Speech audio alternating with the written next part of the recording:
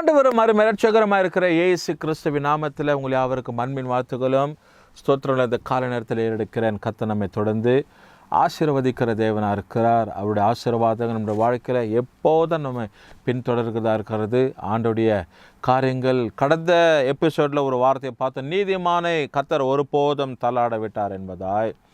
இந்த காலை நேரத்தில் ஆண்டுடைய பிள்ளைகளாய் நம்ம தேவ சமூகத்தில் கூடியிருக்கிறோம். கர்த்தர் நம்மை தொடர்ந்து ஆசீர்வதிக்க நம்முடைய ஜெபங்களுக்கு பதில் தருகிற தேவன், நம்முடைய வார்த்தையை கவனிக்கிறவர், நம்முடைய காரியமாய் கர்த்தர் நம்மோடு கூட எப்போதும் என்றென்றைக்கும் இருக்கிறவராக இருக்கிறார். அதனால் இன்றைக்கு ஒரு முக்கியமான பகுதியை வேதத்திலேருந்து நாம் பார்க்க போகிறோம். இந்த புக் ஆஃப் ஆக்ட்ஸ் ஆஃப் அப்போஸ்தலர்ஸ் சாப்டர் 10 verses 31 says, அப்போஸ்தலர் நடபடிக்கை 10ஆம் அதிகாரம் 31வது வசனத்தை இந்த கால நேரத்தில் நாம் சுருக்கமாய் தியானித்து அதனுடைய சாராம்சங்களை புரிந்து கொண்டு தேவ சமூகத்தில் உங்களுக்காக விசேஷமாக நம்ம ஜெபிக்க போகிறோம். இந்த கொர்நேலியு என்றதான ஒரு மனுஷனை குறித்து நமக்கு தெரியும்.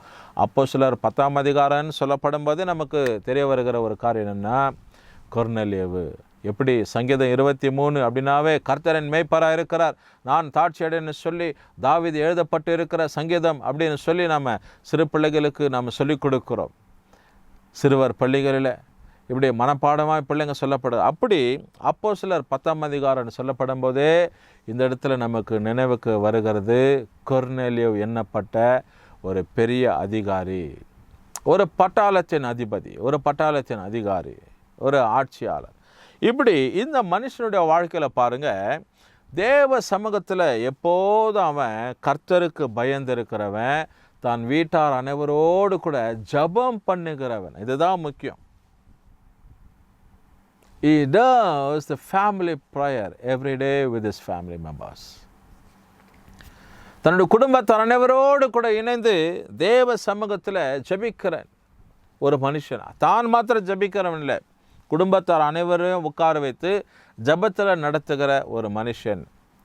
ஆரம்ப காலகட்டத்தில் நம்ம கூட நம்ம ரட்சிக்கப்படும் போது 30 வருஷம் 20 வருஷத்துக்கு முன்பதாக நாம் ஜெபம் பண்ணியிருப்போம். சிலர் ஜபித்ததை நமக்கு உதாரணமாக சொல்லியிருப்பாங்க. அந்த நாட்கள் எல்லாம் எந்த மைக் சிஸ்டம் கிடையாதுப்பா, எந்த சவுண்ட் சிஸ்டம் கிடையாது, தெரு தெருவாக போயிட்டு ஃபெனல்களை வைத்து கொண்டு ஊழியத்தை நாங்கள் செய்திருக்கிறோம், வாயின் வார்த்தைகளை சொல்லி செய்திருக்கிறோம், கைப்பிரதிகளை கொடுத்து ஊழியத்தை செய்திருக்கிறோம், ஆஸ்பத்திரியை விசிட் பண்ணியிருக்கிறோம், நோயாளிகளுக்கு ஜெபம் பண்ணுவோம், தேவை உள்ளவங்களுக்கு ஜெபம் பண்ணுவோம், பிணியாளிகளுக்கு ஜெபம் பண்ணுவோம்.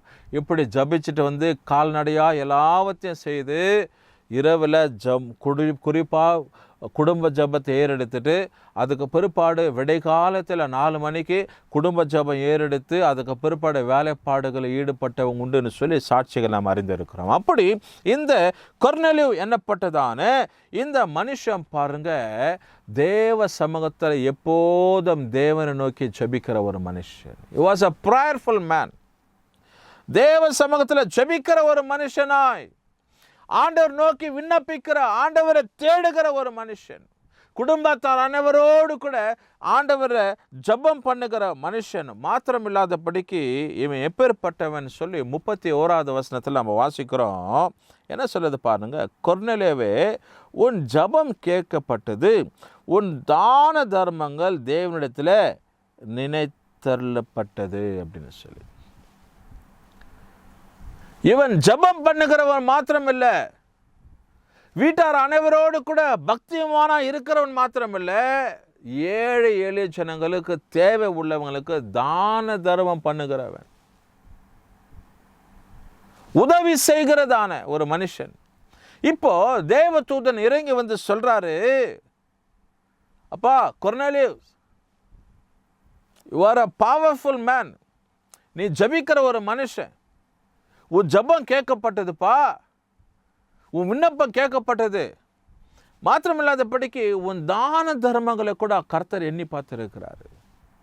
நீ மற்றவங்களுக்கு உதவி செய்வ பாரு, இந்த காரியத்தை கூட அவர் எண்ணி பார்த்திருக்கிறாருன்னு சொல்லி இந்த இடத்துல தேவனுடைய வார்த்தையில் வசனத்தில் நம்ம வாசிக்கிறோம். தேவதூதன் இறங்கி வந்து சாட்சி சொல்லப்படுகிற ஒரு காரியம் என்ன, ஒரு அற்புதமான ஒரு காரியம் சூழ்நிலை பாருங்கள் அந்த இடத்துல. எனக்கு அருமையான தேவ ஜனமே, ஆண்டவர் நம்மை குறித்து எத்தனை காரியங்களை நமக்கு பெரிய ஒரு புரியாத ஒரு திட்டம் நமக்கு வச்சிருக்கிறார். சில சமயத்தில் மனுஷர் மூலமாக வெளிப்படுவார், சில சமயத்தில் வேத வார்த்தைகள் மூலமாக வெளிப்படுவார், சில சமயத்தில் ஏதாவது செய்திகள் கேட்கும்போது பாடலை கேட்கும்போது அதன் நிமித்தமாக வெளிப்படும், சில சமயத்தில் சொப்பன தரிசனம் மூலியமாக, சில சமயத்தில் தேவ தூதர்கள் அனுப்பி ஆண்டவர் நம்மோடு கூட பேசப்படுகிற ஒரு காரியம். இன்றைக்கி இதுதான் இந்த கொர்நேலியுடைய வாழ்க்கையில் நடக்கிறது. கொர்நேலியுவே, உன் ஜெபம் கேட்கப்பட்டது. இதுவே தேவனுடைய சமூகத்தில் ரைட்டான ஒரு காரியம் தான், அங்கீகரிக்கப்பட்ட ஒரு காரியம். ஜெபம் கேட்கப்பட்டது, உன் தான தர்மங்கள் தேவனிடத்தில் நினைத்தப்பட்டதுன்னு சொல்கிறார். நீ கையிட்டு செய்த காரியம் யாருக்கெல்லாம் நீ கொடுத்து உதவினோம் அதெல்லாம் கர்த்தர் கவனித்திருக்கிறார் சொல்லி, அதுதான் ஒரு உண்மையான ஒரு சாட்சி. இன்றைக்கி எத்தனையோ காரியங்களுக்கு நாம் ஜெபம் பண்ணி கொண்டு இருக்கிறோம். சிலர் சொல்கிறோம், நான் மணிக்கணக்காக ஜெபம் பண்ணுறேன், தினந்தோறும் ஜெபம் பண்ணுறேன், வருஷக்கணக்காக ஜெபம் பண்ணுறேன், என் ஜெபம் இதுவரையிலையும் கேட்கப்படலையேன்னு சொல்லி. ஜெபம் கேட்கப்படலைன்னு இல்லை, உன் ஜெபம் கேட்கப்பட்டு கொண்டு இருக்கிறது. ஜெபம் கேட்கப்படலைன்னு சொல்லல, ஆண்டுடைய செவிகள் அடைக்கப்படவில்லை, உன்னுடைய வார்த்தைகள் தேவனிடத்தில் எட்டிக்கொண்டே இருக்கிறது.